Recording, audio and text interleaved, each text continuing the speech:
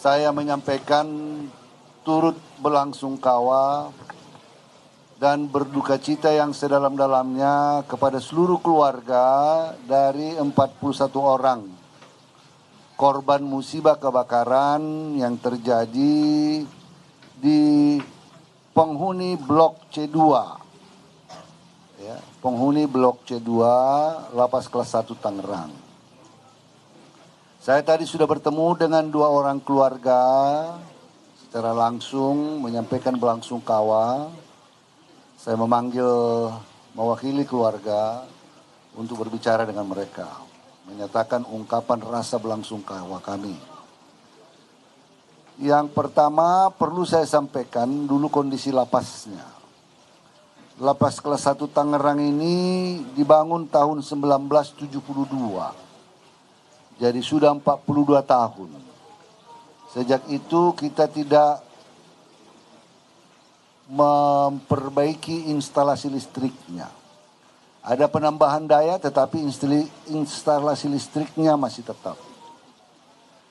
Nah, dugaan sementara seperti yang disampaikan Pak Kapolda tadi adalah karena persoalan listrik arus pendek. Karena arus pendek. Namun demikian, sekarang Puslap Porvoli, Dirkrimum Polda Banten, Polda Metro Jaya, Polda Metro Jaya sedang meneliti sebab musabab dari kebakaran tersebut. Karena kita tidak mau berspekulasi, tapi yang sementara yang kita lihat masih sangat kasat mata, yaitu dugaannya adalah karena arus pendek. Dugaan arus pendek, ya. Nah, Lapas Tangerang ini over kapasitas 400%. Penghuni ada 2072 orang. Ya. Nah, yang terbakar ini adalah blok C2. Jadi itu model pavilion. Di dalam satu blok itu ada beberapa kamar-kamar, ya, yang terkunci. Ya. Ada beberapa kamar-kamar yang terkunci, ya. Nah, terjadi kebakaran, ya, jam 1.45. Petugas melihat, petugas pengawas dari atas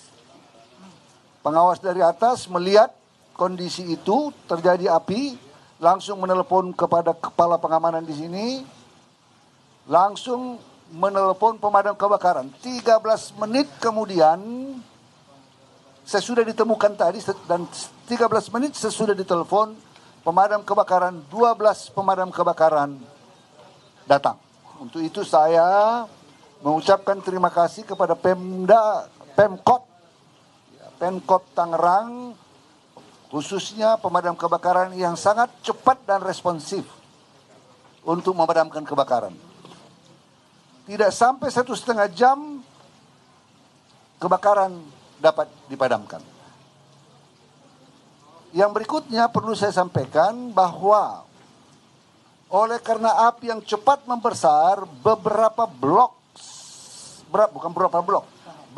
kamar tidak sempat dibuka.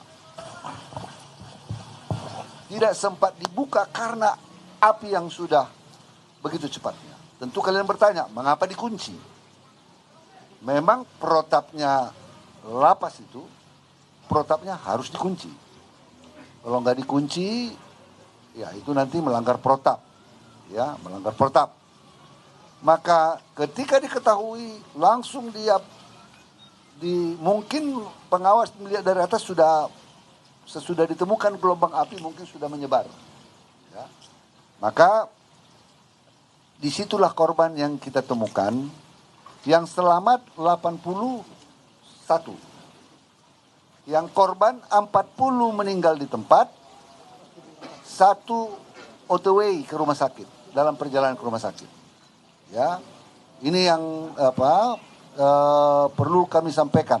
Ya, jadi yang dirujuk ke rumah sakit Tangerang ada 8 orang, Kemudian ada 31 orang mengalami luka ringan, dirawat di klinik Lapas Tangerang, di klinik kita.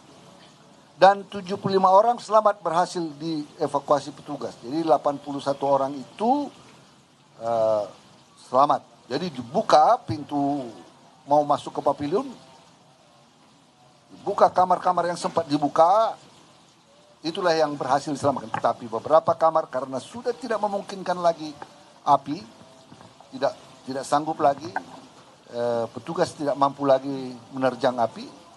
Ya, kita pertama mencoba memadamkan dengan alat yang ada sama kita. Apa namanya alat? Upper. Ya, tetapi kan tidak cukup karena sudah sangat besar.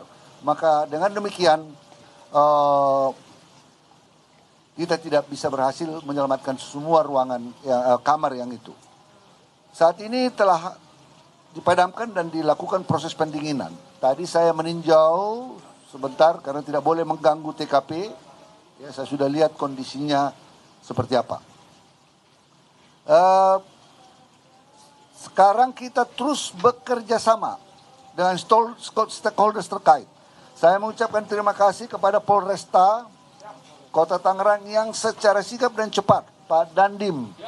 Terima kasih Pak Dandim yang terus koordinasi dengan baik. Ini contoh koordinasi yang cepat.